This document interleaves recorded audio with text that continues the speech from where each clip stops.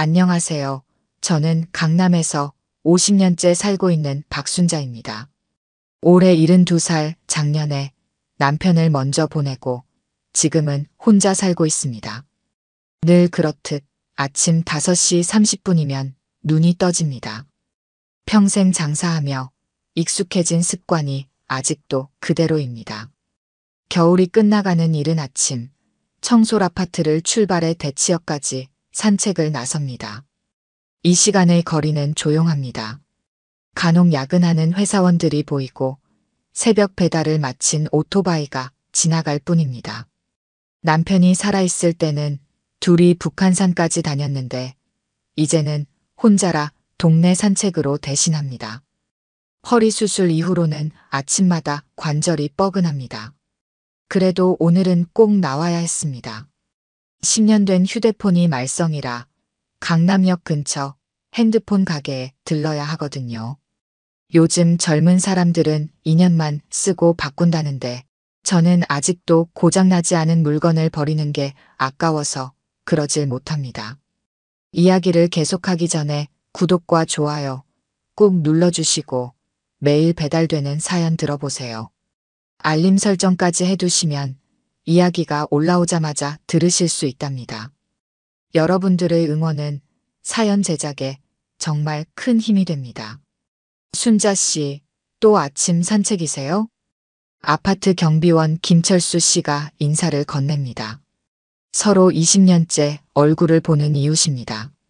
네, 날도 풀렸는데 가만히 있기 아까워서요. 그러게 말입니다. 근데 어디 가시나 봐요? 평소보다 일찍 나오셨길래. 강남역에 좀 볼 일이 있어서요. 이 폰이 말썽이라. 주머니에서 낡은 갤럭시 S7을 꺼내 보였습니다. 액정 보호 필름은 이미 군데군데 찢어져 있었고 케이스는 모서리가 달아 있었습니다. 아이고, 그거 이제 바꾸셔야겠는데요? 그러게 말이에요. 근데 이것도 아직 전화 통화하고 문자는 잘 되는데. 케이스라도 새로 하나 사볼까 해서요. 철수 씨는 고개를 절레절레 젓습니다. 요즘 젊은 것들은 그런 폰 쓴다고 하면 비웃을 텐데. 괜찮아요. 나이 들면 그런 게 무슨 상관이에요. 웃으며 대답했지만 사실 조금 걱정이 되긴 했습니다.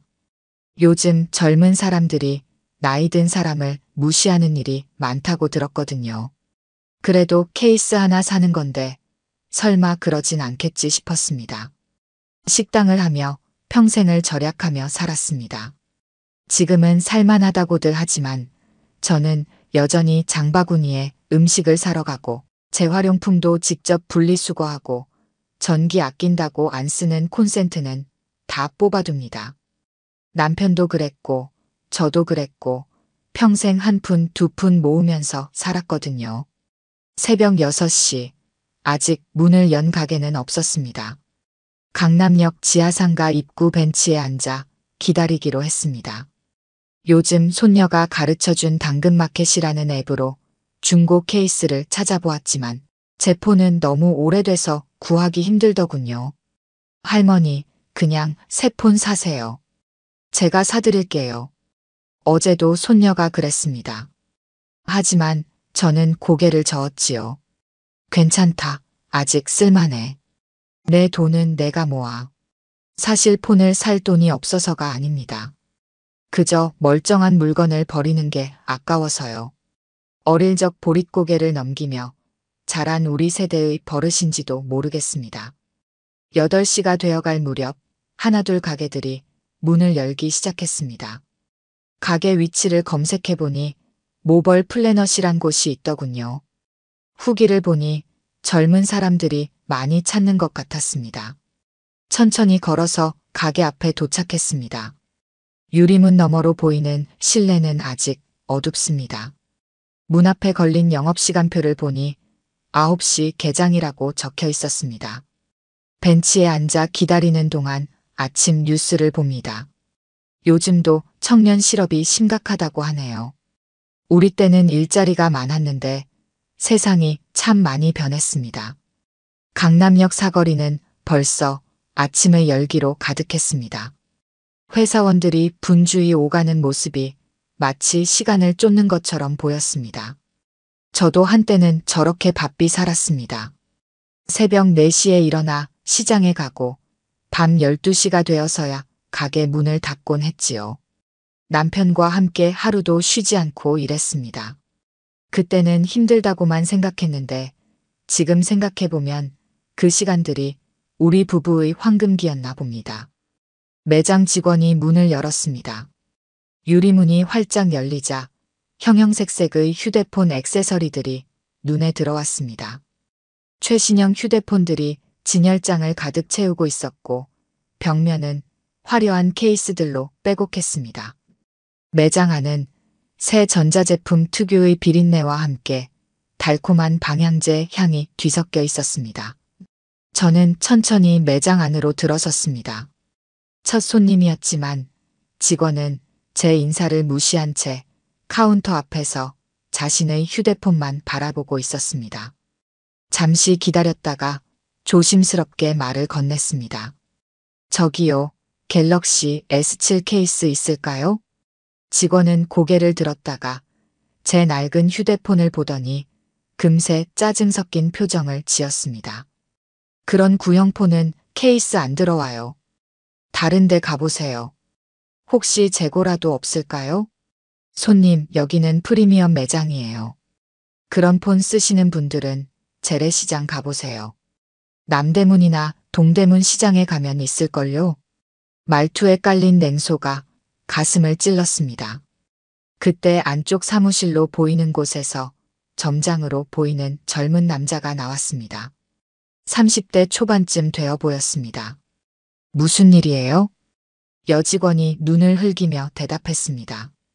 S7 케이스 찾으시는데요.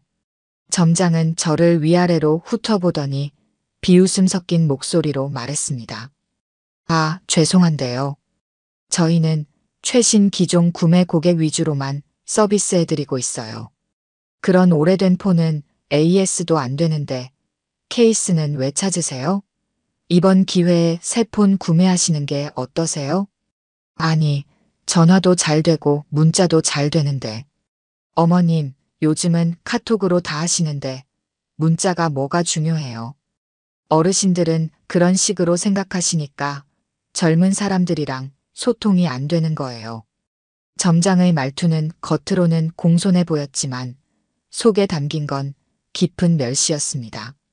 마치 제가 세상의 흐름을 따라가지 못하는 꽉 막힌 노인이라도 되는 것처럼 말이죠. 매장에는 다른 손님의 그림자도 없었습니다. 오히려 제가 있는 게 그들의 영업에 방해가 되는 것 같았습니다.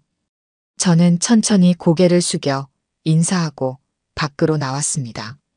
등 뒤에서 들리는 깔깔거리는 웃음소리가 귓가를 때렸습니다. 바깥 공기가 차가웠습니다. 이상하게도 그 한 줄기 바람이 매서웠던 한겨울보다 더 차갑게 느껴졌습니다. 천천히 걸으며 생각에 잠겼습니다. 제가 평생 지켜온 검소한 삶이 처음으로 부끄럽게 느껴졌습니다. 하지만 집으로 돌아오는 길에 그 감정은 서서히 다른 것으로 변해갔습니다. 부끄러움이 아니었습니다. 분노였습니다.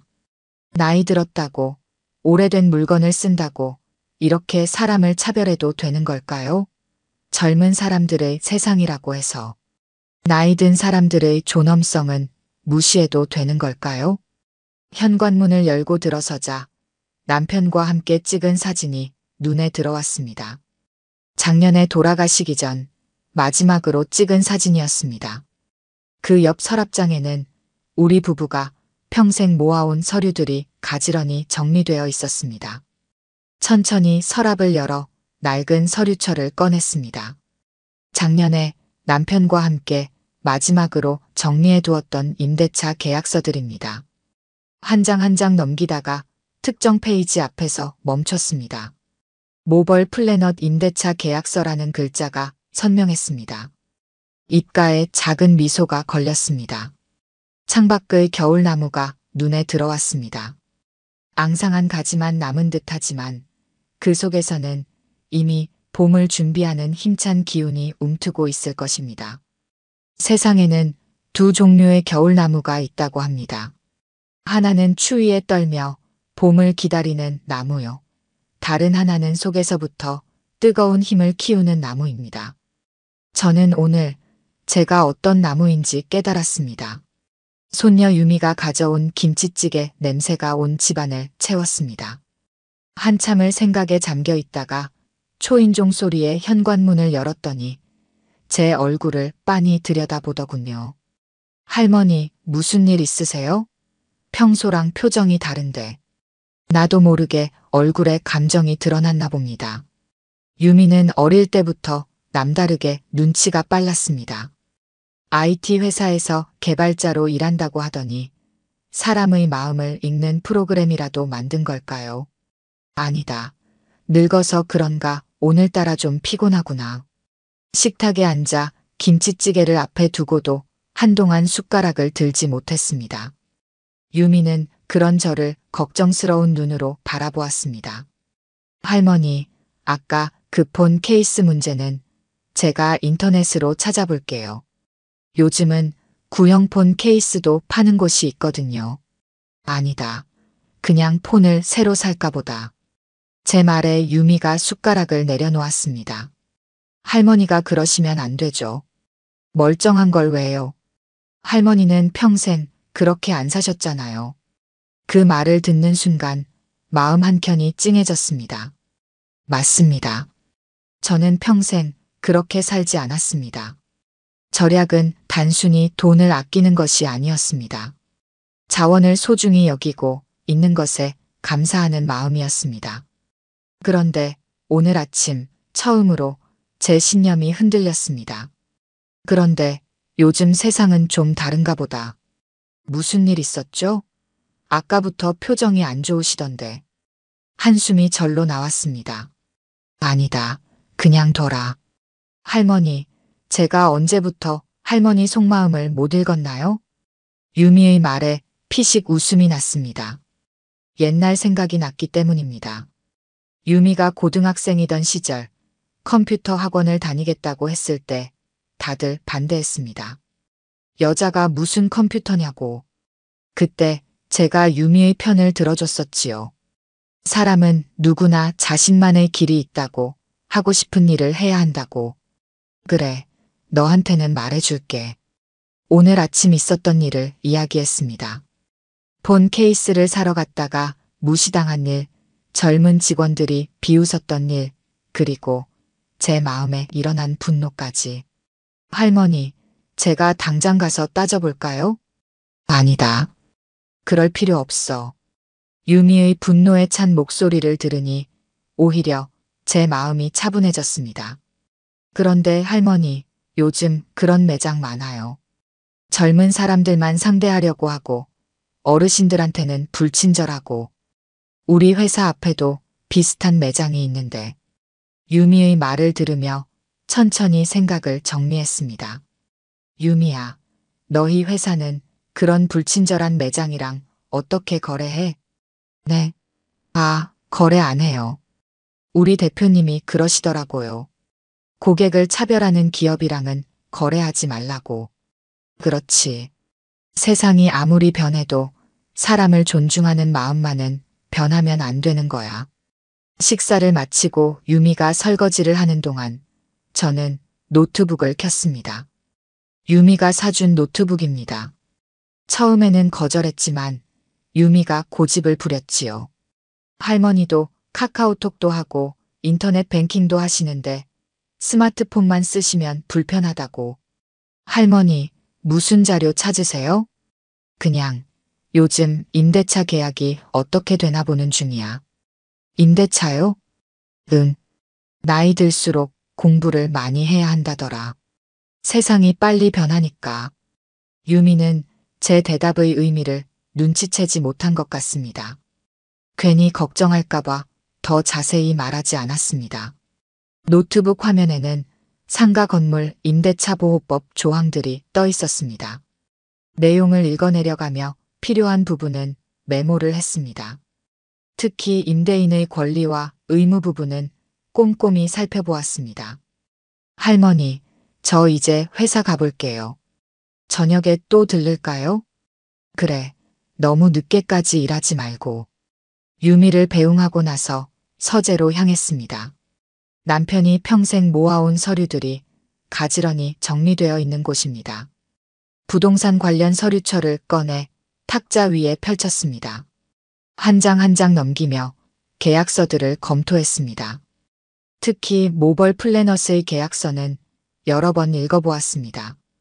보증금, 계약기간, 특약사항까지. 창밖에는 따스한 햇살이 비치고 있었습니다. 서류 위로 그림자가 졌다가 사라지기를 반복했습니다. 마치 제 마음속처럼 어둠과 빛이 교차하는 것 같았습니다. 건물 관리실은 지하 1층 구석에 자리 잡고 있었습니다. 30년간 이 자리를 지켜온 이대철 씨의 집무실은 서류철로 가득했습니다. 오후 3시 저는 그의 책상 앞에 앉아 지난 1년간의 민원 기록을 살펴보았습니다. 모벌 플래너스의 기록은 두껍지는 않았지만 눈에 띄는 내용이 많았습니다. 지난 겨울의 난방비 정산 문제, 봄철 복도 물건 적재로 인한 소방법 위반, 그리고 최근의 소음 민원까지. 문제는 매장의 운영 방식뿐만이 아니었습니다. 점장의 이전 이력도 깨끗하지 않았습니다. 다른 상가에서도 무리한 영업으로 무리를 일으켰다는 소문이 있었습니다. 서류를 검토하는 내내 아침의 기억이 떠올랐습니다. 하지만 이상하게도 마음은 평온했습니다. 분노나 복수심보다는 문제를 바로잡아야 한다는 책임감이 더 컸습니다. 이것은 단순히 제가 당한 모욕의 문제가 아니었습니다. 건물의 가치, 다른 세입자들의 권리, 그리고 무엇보다 사람을 대하는 기본적인 예의의 문제였습니다. 관리실을 나와 건물을 천천히 둘러보았습니다. 이 건물은 남편과 제가 처음으로 장만한 부동산입니다. 식당 일로 번 돈으로는 부족해 대출까지 내서 샀습니다. 그때는 무서웠습니다. 이렇게 큰 빚을 언제 갚나, 과연 잘한 선택일까 고민도 많았습니다. 하지만 남편의 말이 옳았습니다. 장사를 하면서 우리가 가장 크게 배운 것은 손님을 귀하게 모시는 일이었습니다. 그 마음으로 세입자들을 대했습니다. 건물이 낡으면 고치고 불편한 점이 있으면 개선했습니다. 덕분에 대부분의 세입자들이 오래 머물렀고 건물 가치도 점점 올랐습니다. 저녁이 되어 사무실로 돌아왔습니다. 내일 미팅에 필요한 서류들을 정리했습니다. 상가 건물 임대차 보호법 관련 조항들, 민원 기록들, 그리고 계약서. 특히 계약서의 특약 조항을 여러 번 읽어보았습니다. 내용을 완벽히 파악하고 싶었습니다. 창밖으로 해가 저물고 있었습니다. 강남의 고층 빌딩들이 하나둘 불을 밝히기 시작했습니다. 어둠이 깊어질수록 도시의 불빛은 더욱 선명해집니다. 마치 지금의 제 마음처럼 시간이 갈수록 해야 할 일이 더욱 분명해졌습니다. 관리인을 통해 내일 오전 11시에 점장과의 미팅을 잡았습니다. 건물주와의 미팅이라고만 전달하라고 했습니다. 제 신분을 미리 밝힐 필요는 없었습니다. 때로는 불편한 진실을 마주하는 것이 더 큰 교훈이 되는 법입니다. 서류가 담긴 파일을 가방에 넣으며 생각했습니다. 이제 겨우 시작입니다. 평생을 살며 배운 것이 있다면 진정한 힘은 거친 말이나 감정적인 행동에 있지 않다는 것입니다. 차근차근 원칙대로 해결하다 보면 사람들은 자연스럽게 자신의 잘못을 깨닫게 됩니다. 밤이 깊어갔습니다. 내일은 긴 하루가 될 것 같습니다. 11시 정각 4층 회의실에 앉아 기다리고 있었습니다. 책상 위에는 검은색 서류 가방 하나가 놓여 있을 뿐입니다. 창밖으로는 겨울비가 내리고 있었습니다. 어제와는 다른 날씨였지만 제 마음만은 어제보다 더욱 맑아져 있었습니다. 문이 열렸습니다. 점장이 들어왔습니다. 어제보다 더 젊어 보였습니다. 검은색 정장에 빳빳하게 다림질된 흰 셔츠, 방금 미용실에서 다듬고 온 듯한 머리까지. 제가 어제 봤던 그 거만한 모습은 찾아볼 수 없었습니다. 하지만 그의 눈빛이 변했습니다. 저를 알아본 것입니다. 일순간 당황한 기색이 역력했습니다. 어제 그토록 무시하던 그 노인이 건물주라는 사실을 깨달은 것이겠지요. 잠시 침묵이 이어졌습니다. 제가 먼저 입을 열었습니다. 앉으시죠. 그는 의자에 앉았습니다. 등은 곧게 폈지만 손끝이 미세하게 떨리는 것이 보였습니다.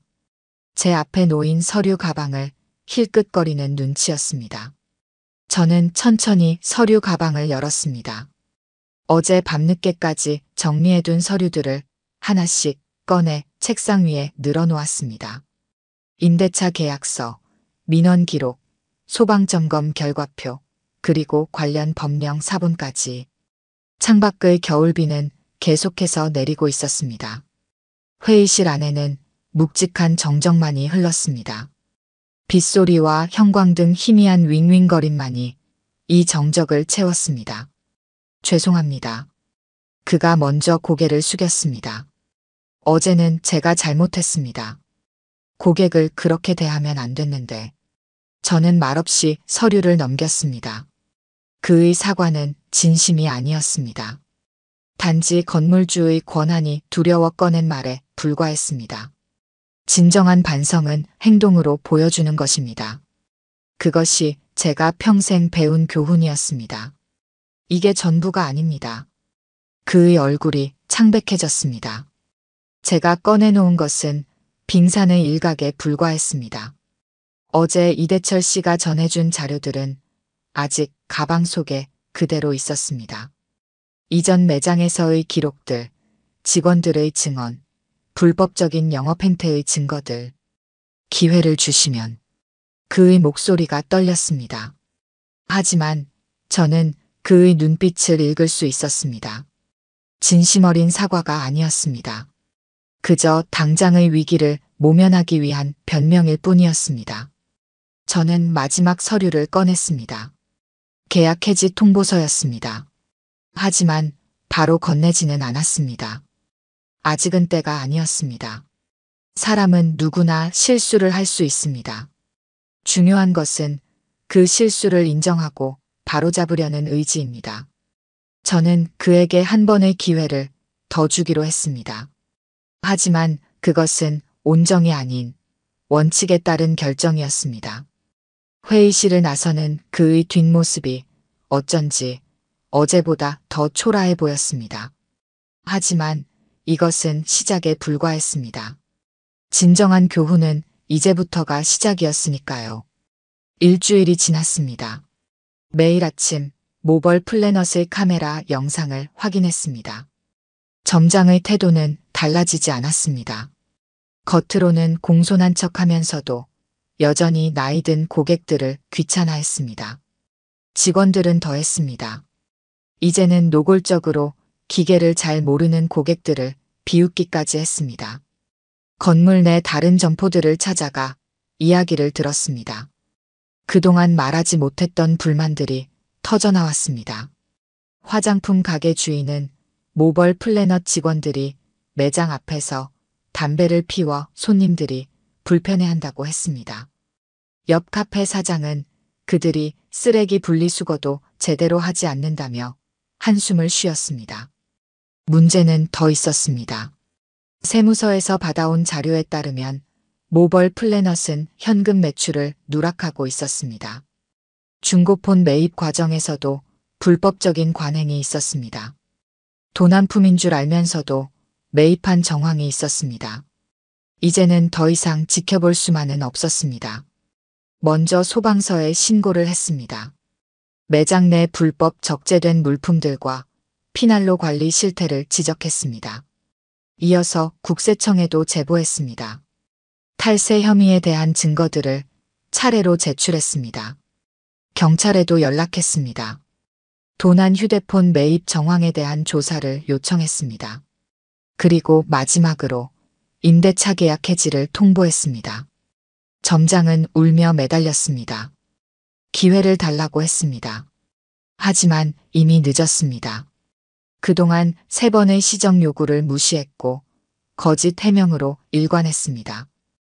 옛날에 식당을 할 때가 생각났습니다. 음식이 맛이 없다는 손님의 항의를 받으면 저희는 늘 먼저 사과하고 새로 음식을 만들어 드렸습니다. 하지만 이 점장은 달랐습니다. 자신의 잘못을 인정하지 않았고 변화하려는 의지도 없었습니다. 조사가 시작되자 매장의 민낯이 드러났습니다. 각종 법령 위반, 탈세, 불법 매입까지. 결국 점장은 스스로 물러나겠다고 했습니다. 건물에서 나가는 날 그는 고개를 푹 숙인 채 인사도 없이 떠났습니다. 비가 그치고 해가 떴습니다. 매장 유리창으로 따스한 햇살이 비쳐들었습니다. 먼지 쌓인 진열대 위로 빛이 내리쬐자 그동안 보이지 않던 얼룩들이 드러났습니다. 가끔은 이렇게 불편한 진실을 마주해야 할 때가 있습니다. 그것이 우리가 더 나은 방향으로 나아가는 방법일 테니까요. 봄이 왔습니다. 모벌 플래넛이 있던 자리에는 새로운 매장이 들어섰습니다. 더 착한 폰이라는 이름의 작은 매장이었습니다. 젊은 여성 점장이 운영하는 이 가게는 이전과는 사뭇 다른 분위기였습니다. 매장 한쪽에는 시니어 존이라는 공간이 따로 마련되어 있었습니다. 글씨가 크게 적힌 가격표, 기본적인 사용법을 설명하는 안내문, 그리고 편하게 앉아서 상담할 수 있는 의자까지. 점장은 이전 모벌 플래넛에서 일했던 김미영 씨였습니다. 당시 신입이었던 그녀는 부당한 관행에 양심의 가책을 느꼈다고 했습니다. 오늘도 아침 산책을 나왔습니다. 매장 앞을 지나는데 김 점장이 문을 열고 있었습니다. 저를 보자 반갑게 인사를 건넸습니다. 제 손에 들린 갤럭시 S7을 보더니 케이스를 새로 구했다며 기뻐했습니다. 온라인에서 직접 공수했다고 했습니다. 건물 전체의 분위기도 달라졌습니다. 이제는 매달 한 번씩 상인회 모임이 열립니다. 서로의 어려움을 나누고 해결책을 함께 고민합니다. 얼마 전에는 고령 고객을 위한 서비스 교육도 진행했습니다.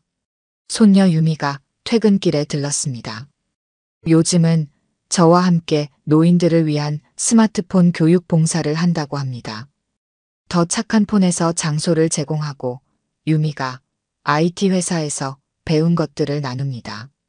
처음에는 서툴렀지만 이제는 제법 많은 어르신들이 찾아오십니다.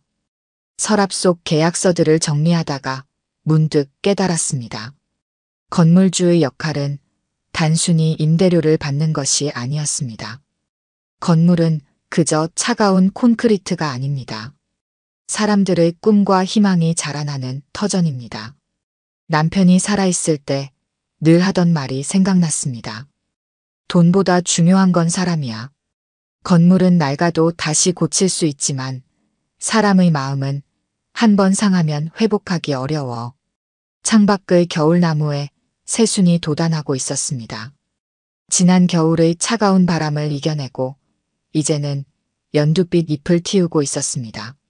매서운 추위 속에서도 봄을 기다렸던 나무처럼 우리도 조금씩 변화하고 있었습니다. 퇴근하는 김 점장이 저에게 작은 봉투를 건넸습니다. 다음 주 수요일에 있을 스마트폰 교실 일정표였습니다. 이번에는 제가 강사로 나선다고 했습니다. 평생 검소하게 살아온 경험을 살려 스마트폰으로 가계부 작성하는 법을 가르쳐달라는 부탁이었습니다.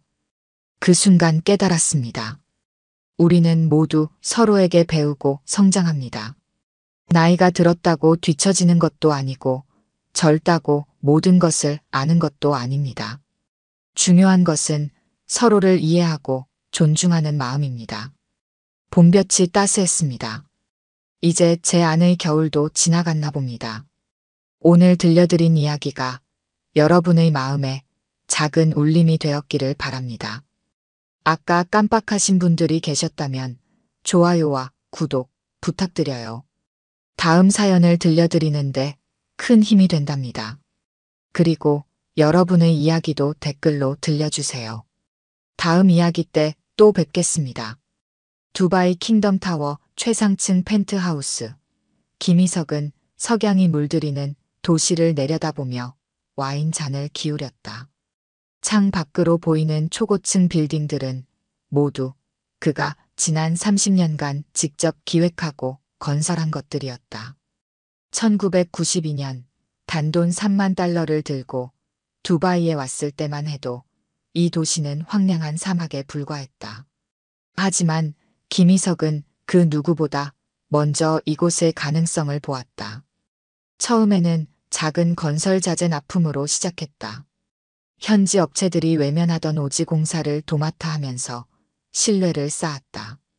밤낮 없이 뛰어다니며 현장을 챙기던 그때를 생각하면 지금도 발바닥이 뜨거워지는 기분이었다.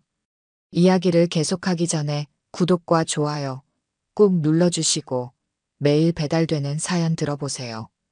알림 설정까지 해두시면 이야기가 올라오자마자 들으실 수 있답니다. 그럼 다시 이어가 보겠습니다. 전환점은 2000년대 초반에 찾아왔다. 두바이 개발 계획이 본격화되면서 그의 회사는 폭발적으로 성장했다.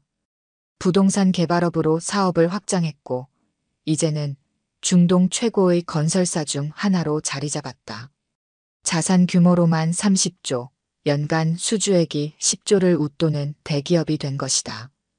여보, 내가 이번에는 경비원을 해볼까 하는데. 와인 잔을 내려놓으며 김희석이 불쑥 말을 꺼냈다. 옆자리에서 책을 읽고 있던 아내 정미연이 고개를 들었다. 그녀의 얼굴에는 또 시작이구나 하는 표정이 역력했다. 이번에는 경비원이요? 지난달에는 스카이 다이빙이었고 그 전에는 사막 횡단이었죠. 이제 좀 쉬시면 어떨까요? 정미연의 말대로였다. 김희석의 도전은 끝이 없었다. 60세에는 스카이 다이빙에 빠져 두바이 상공을 수십 번이나 날아다녔다. 61세에는 사막 횡단을 결심해서 한 달간 준비 운동을 했다. 작년에는 갑자기 서핑에 매료되어 몰디브에서 한 달을 보내기도 했다. 하지만 이런 도전 정신은 그의 성공 비결이기도 했다. 1992년 모두가 미쳤다고 말릴 때도 두바이행을 택했다. 1998년 IMF 시기에는 오히려 공격적으로 투자를 늘렸다. 2008년 금융위기 때는 과감히 빌딩 수십 채를 매입했다. 그의 예측은 매번 적중했다. 이번에는 진지해. 우리 2년 동안 한국에서 지내기로 했잖아. 아들한테 사업 넘기고 잠시 쉬어가는 김에 뭔가 의미 있는 걸 해보고 싶어. 김희석의 눈빛이 반짝였다. 한국행을 결심한 것은 여러 이유가 있었다. 가장 큰 이유는 아들 준서의 결혼이었다. 35살의 준서는 이제 아버지의 사업을 성공적으로 이어받아 운영하고 있었다. 보수적이고 신중한 성격 덕에 회사는 더욱 안정적으로 성장하고 있었다. 평생 건물 짓기만 했으니까 이제는 한번 지켜보고 싶어. 우리가 사는 아파트가 어떻게 돌아가는지, 거기 사는 사람들은 어떤 생각을 하는지 그냥 궁금해. 창밖으로 두바이의 야경이 하나둘 켜지기 시작했다. 그가 세운 빌딩들이 밤하늘의 별처럼 반짝였다. 그래도 하필 경비원이라니. 우리 손주들 보기에도 좀 그렇지 않나요? 그리고 나이가 어디 있다고. 왜? 멋있잖아. 할아버지가 직접 경험한 걸 들려주면 애들도 좋아할 거야. 그리고 나이. 내가 언제 나이 따졌다고. 사막 한가운데서 시작할 때는 다들 미쳤다고 했어. 근데 봐. 결과가 어때? 정미연은 남편의 모습을 가만히 바라보았다. 65세의 나이가 무색할 만큼 그의 눈빛은 여전히 청년 같았다. 늘 새로운 것을 찾아 도전하는 모습은 30년 전이나 지금이나 변함없었다. 아들한테 얘기는 했어요? 준서, 아직. 걔는 또 말릴 테니까. 너무 조심스러워서 탈이야, 그 녀석은. 내가 알잖아. 작년에 내가 서핑 배우러 간다고 했을 때도 얼마나 말렸는지. 김희석은 웃으며 말했다. 아들 김준서는 그의 정반대 성격이었다. 모든 것을 철저히 분석하고 계획한 후에야 결정을 내리는 스타일이었다. 아버지의 즉흥적인 결정을 늘 걱정하면서도 그 결과만큼은 인정할 수밖에 없었다. 한 달 뒤 서울 강남구의 레미안 프레스티지. 김희석은 아파트 관리사무소에서 면접을 보고 있었다. 경력이 두바이에서 건설업 CEO를 하셨다고요? 관리소장은 그의 이력서를 보며 놀란 눈치였다. 전직 건설업 CEO가 아파트 경비원을 지원한다는 게 믿기지 않는 모양이었다. 네. 은퇴하고 한국에서 2년 정도 머물 계획입니다. 이 기간 동안 우리나라 아파트 문화를 직접 경험해보고 싶어서요. 하지만 연봉이. 걱정 마세요. 돈은 중요하지 않습니다. 제가 정말 경비원이란 직업을 체험해보고 싶어서 지원한 겁니다. 그의 진정성이 전해졌는지 관리소장은 고개를 끄덕였다. 오히려 그의 경험과 진지한 태도가 마음에 든 모양이었다. 다음 날 김희석은 새로 받은 경비 제복을 입고 거울을 보며 넥타이를 매만졌다. 아파트 지하 주차장 한켠에는 그의 벤틀리 플라잉 스퍼가 조용히 잠들어 있었다. 차에 검은 천을 덮으며 그는 생각했다. 이번에도 분명 특별한 경험이 될 것이라고. 천사동 경비원 아저씨 새로 오셨더라. 맞아요. 왠지 분위기가 있으시던데. 그러게요. 뭔가 달라 보이시죠? 김희석은 빙그레 웃었다. 아직 아무도 모른다. 이 경비원이 두바이의 마천루를 세운 사람이라는 걸. 그의 새로운 인생 실험이 시작되고 있었다. 아침 7시 레미안 프레스티지 천사동 앞. 김희석은 경비실에서 커피를 마시며 출근하는 주민들에게 인사를 건넸다. 이제 막 일주일째 되는 날이었다. 그의 방식은 조금 특별했다. 아이들의 이름을 하나하나 외워서 불러주었고 바쁜 출근길에도 따뜻한 미소를 잃지 않았다. 민지야, 오늘도 힘차게 공부하고 와. 김 과장님, 오늘 면접 보시죠? 건투를 빕니다. 박 교수님, 우산 가져가세요. 오후에 비 온다고 합니다. 주민들은 이 새로운 경비원의 친근한 태도에 놀라워했다. 특히 그의 꼿꼿한 자세와 세련된 말투는 기존의 경비원들과는 확연히 달랐다. 새벽부터 아파트 단지를 돌며 쓰레기가 제대로 분리수거되었는지 점검하고 주차 문제가 있는 곳은 따로 메모를 해두었다. 관리소장은 이런 그의 꼼꼼한 업무 태도에 감탄했다. 아침 8시 30분, 그날의 첫 사건이 벌어졌다. 메탈릭 실버 컬러의 최신형 벤츠 AMG가 경적을 크게 울리며 정문으로 들어섰다. 운전석 창문이 내려가며 서지은의 날카로운 목소리가 들렸다. 아저씨, 여기 천사동 주차장 지금 비어 있나요?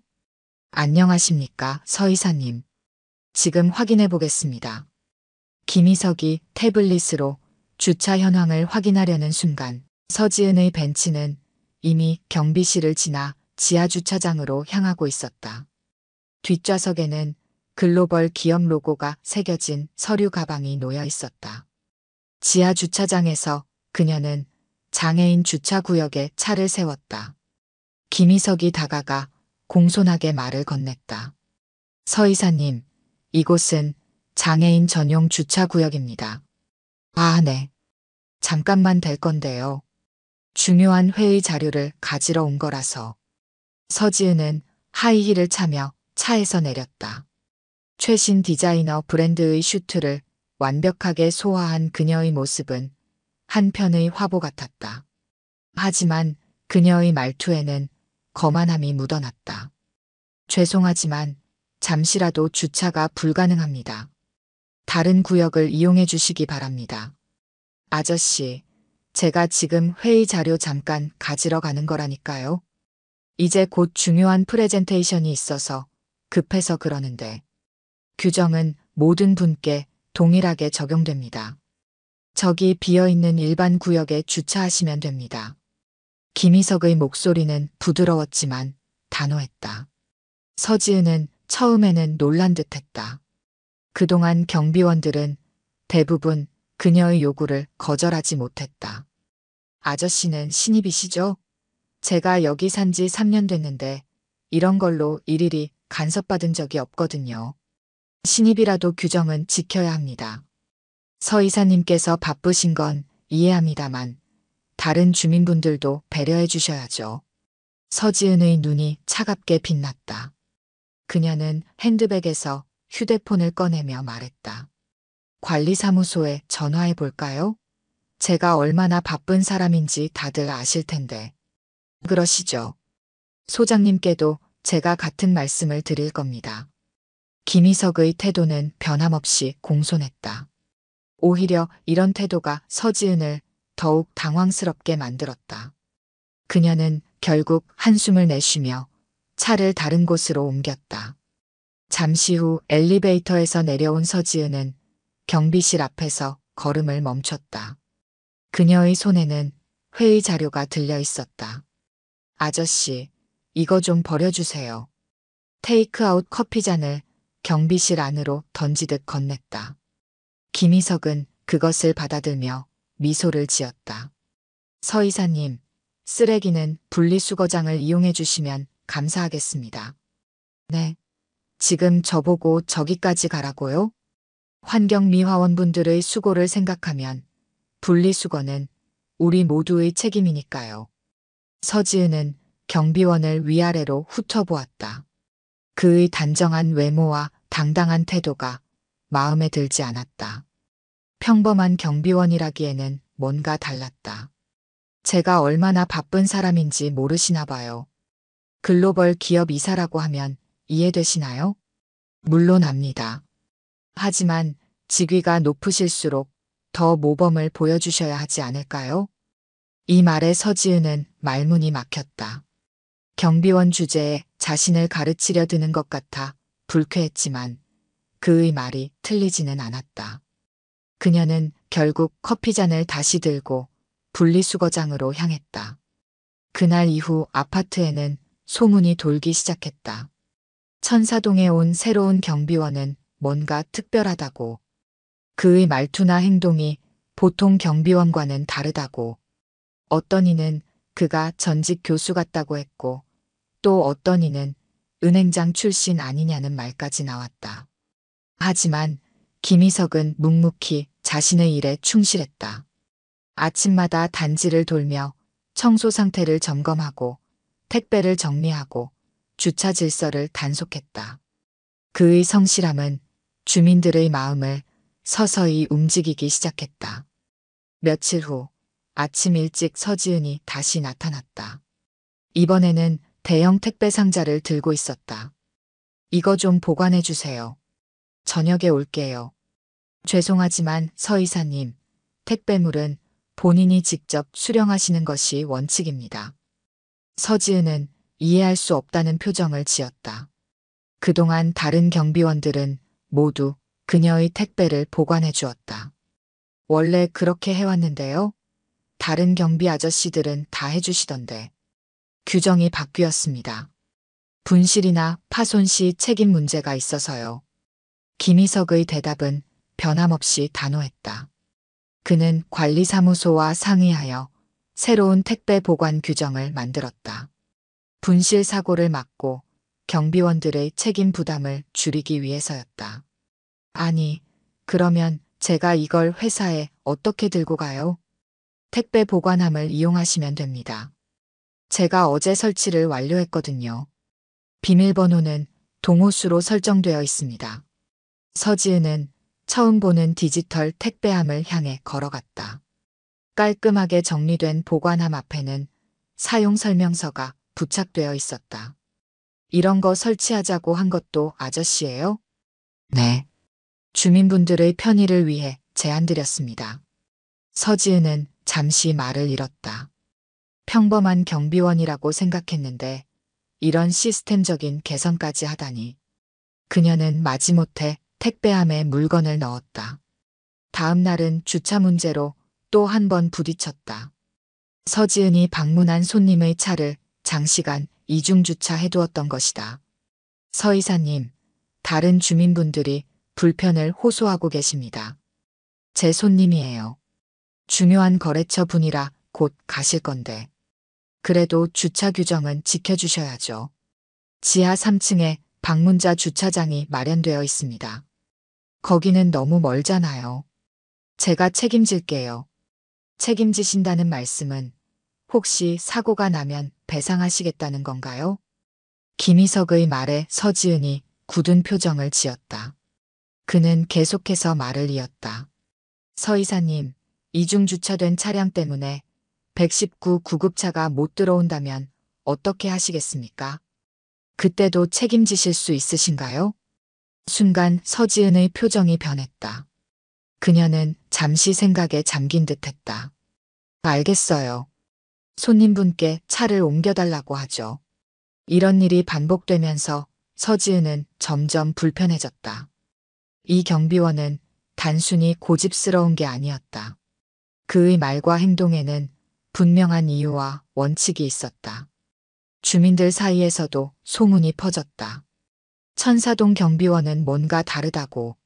처음에는 불만이 많았지만 시간이 지날수록 그의 방식이 옳다는 것을 인정하기 시작했다. 우리 동 경비실, 요즘 완전 깨끗해졌더라. 맞아요. 택배함도 생기고 주차도 질서가 잡혔어요. 그 양반 뭔가 다르긴 해. 말투부터가 범상치 않아. 김희석의 평판은 날이 갈수록 좋아졌다. 하지만 서지은에게는 달랐다. 그의 존재는 날카로운 가시처럼 거슬렸다. 두바이의 늦은 밤, 김준서는 사무실에서 한국행 비행기 표를 예약하고 있었다.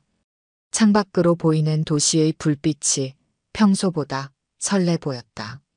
내일이면 한국에서 서지은과 만날 수 있다는 생각에 가슴이 뛰었다. 부모님은 이미 한국에 도착해 레미안 프레스티지에 자리를 잡았다고 했다. 하지만 아버지와는 연락이 잘 되지 않았다. 중요한 프로젝트를 진행 중이라는 어머니의 말만 들었을 뿐이다. 아버지다운 선택이었다. 은퇴 후에도 이렇게 새로운 일에 도전하는 모습이 존경스러웠다. 서지은과는 매일 밤 영상통화를 했다. 오늘도 그녀는 회사 일로 바빴던 하루를 이야기했다. 특히 아파트 경비원과의 갈등을 토로하면서 목소리가 높아졌다. 김준서는 그저 웃으며 들어주었다. 서지은의 성격상 무시당했다고 느끼면 저렇게 흥분하곤 했다. 드디어 인천공항에 도착한 김준서는 곧장 레미안 프레스티지로 향했다. 서지은이 먼저 도착해 있을 터였다. 그녀는 자신의 부모님을 처음 만나는 자리라 긴장된다고 했다. 김준서도 마찬가지였다. 예비장인 어른과 장모님을 처음 뵙는 자리였으니까. 아파트 지하 주차장에 들어서는 순간 김준서는 익숙한 차를 발견했다. 검은 천으로 반쯤 가려진 벤틀리 플라잉 스퍼. 아버지의 차였다. 하지만 왜 이렇게 숨기듯 가려두었을까? 뭔가 이상했다. 천사동 앞에 도착하자 서지은이 먼저 와 있었다. 그녀는 평소보다 더 예쁘게 차려입었다. 김준서의 부모님을 처음 만나는 자리라 신경 쓴 모양이었다. 하지만 그녀의 표정이 심상치 않았다. 서지은이 엘리베이터 앞에서 초조하게 서성이고 있을 때였다. 경비실에서 한 남자가 걸어 나왔다. 김준서는 그 자리에서 얼어붙었다. 경비 제복을 입은 사람은 다름 아닌 아버지 김희석이었다. 순간 모든 것이 이해되었다. 벤틀리를 천으로 가린 이유, 아버지와 연락이 닿지 않았던 이유, 어머니가 말한 중요한 프로젝트의 정체까지. 아버지는 지금 이 아파트 경비원으로 일하고 있었다. 서지은의 얼굴이 하얗게 변했다. 그녀가 그동안 그토록 갈등을 빚었던 경비원이 바로 예비 시아버지라는 사실을 깨달은 것이다. 김준서는 아버지의 눈빛을 읽을 수 있었다. 그 장난스러운 미소 속에 담긴 깊은 뜻을. 김희석은 평소와 다름없는 태도로 인사를 건넸다. 마치 이 상황을 예상이라도 한 듯한 여유로움이었다. 서지은은 그 자리에서 주저앉을 것만 같았다. 지난 한 달간 자신이 예비 시아버지에게 했던 모든 행동이 주마등처럼 스쳐 지나갔을 것이다. 그때 경비실 안에서 정미연이 나왔다. 그녀는 미리 준비한 듯 다과상을 들고 있었다. 첫 만남이 이렇게 어색하게 될 줄은 아무도 몰랐을 것이다. 하지만 이미 벌어진 일. 네 사람은 경비실 안으로 들어갔다. 경비실은 어느새 깔끔하게 정돈되어 있었다. 벽면에는 주차 현황판과 택배 보관함 사용 안내가 깔끔하게 부착되어 있었고 구석에는 작은 화분도 놓여 있었다. 아버지다운 손길이 느껴지는 공간이었다. 서지은은 고개를 들지 못했다. 그동안 그녀가 얼마나 무례하게 굴었는지 김준서가 모두 알고 있다는 사실이 더욱 부끄러웠을 것이다. 하지만 김희석의 태도는 변함이 없었다. 오히려 며느리가 될 사람을 더욱 다정하게 대했다. 정적을 깨고 김희석이 먼저 입을 열었다. 자신이 왜 경비원이 되었는지 설명했다. 은퇴 후 한국에서 보내게 될 2년이라는 시간 동안 우리나라의 아파트 문화를 직접 경험해보고 싶었다는 것이다. 특히 이곳에서 일하게 된 것은 서지은이 살고 있다는 사실을 알았기 때문이었다. 김준서는 아버지의 설명을 들으며 고개를 끄덕였다. 아버지다운 선택이었다. 두바이에서도 늘 그랬다. 새로운 프로젝트를 시작할 때면 반드시 현장을 직접 경험했다. 호화로운 호텔을 지을 때는 며칠간 객실 청소부로 일했고 대형 쇼핑몰을 기획할 때는 한 달 동안 매장 직원으로 근무했다. 서지은은 점차 얼굴색을 되찾았다.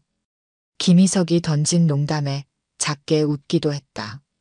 그는 예비 며느리의 긴장을 풀어주려 일부러 그동안 있었던 재미있는 일들을 이야기했다.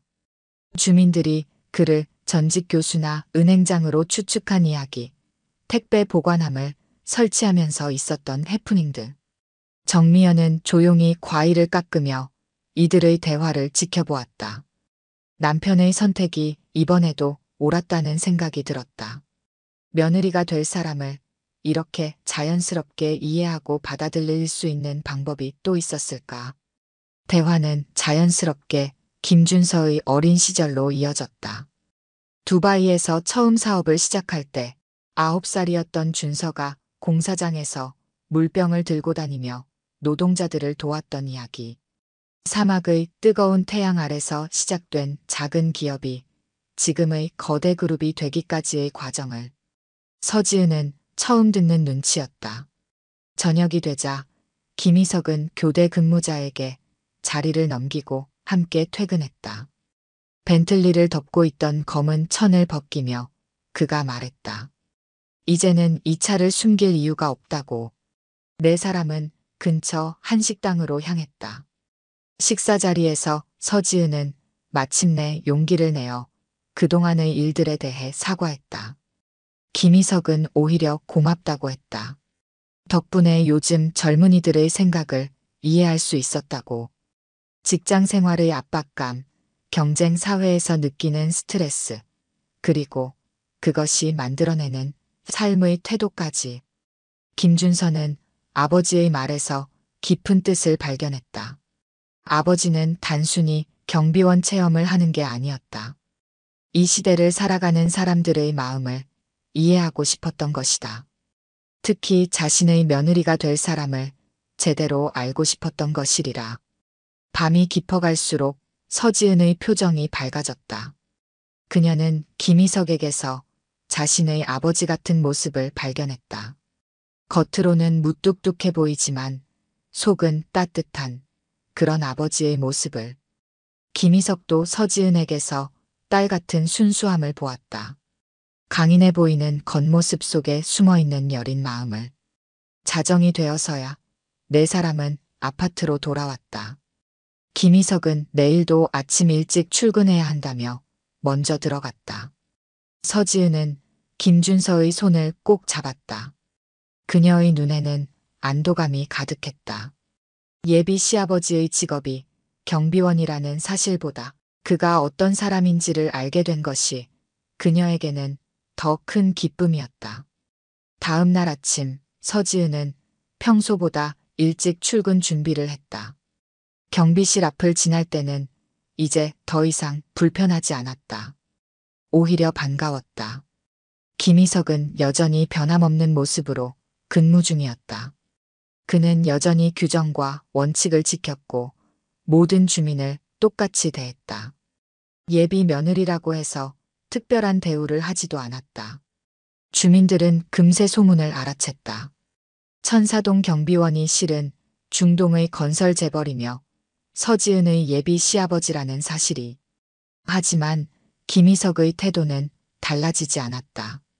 여전히 아침 일찍 단지를 돌며 쓰레기를 점검했고 주차 질서를 단속했다. 오히려 더 엄격해졌다. 이제는 서지은의 차량에도 예외 없이 규정을 적용했다. 아파트 관리사무소에는 민원 대신 칭찬이 늘어났다. 김희석이 제안한 시스템들이 하나둘 자리를 잡으면서 단지 전체의 분위기가 달라진 것이다. 특히 택배 보관함 도입 이후 분실 사고가 단 한 건도 발생하지 않았다. 서지은도 달라졌다. 그녀는 이제 경비원, 미화원, 관리 직원들과 눈을 마주치며 인사를 나눴다. 회사에서도 비슷한 변화가 일어났다. 그동안 거리를 두었던 사무직 직원들과도 소통하기 시작했다. 직급과 직책이 아닌 사람 그 자체를 보게 된 것이다. 한 달 뒤 입주자 대표회의가 다시 열렸다.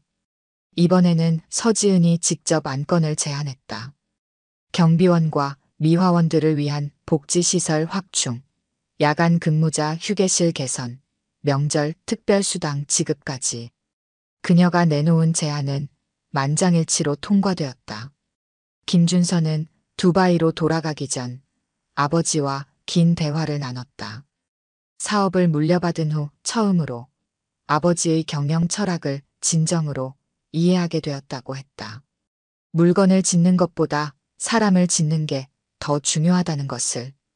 김희석은 아들의 어깨를 두드리며 웃었다. 서지은이라는 며느리가 생긴 것보다 아들이 이런 깨달음을 얻은 것이 더 기뻤다. 레미안 프레스티지는 조금씩 변화하고 있었다. 주민들은 이제 서로 얼굴을 보며 인사를 나눴고 엘리베이터에서도 대화가 오갔다.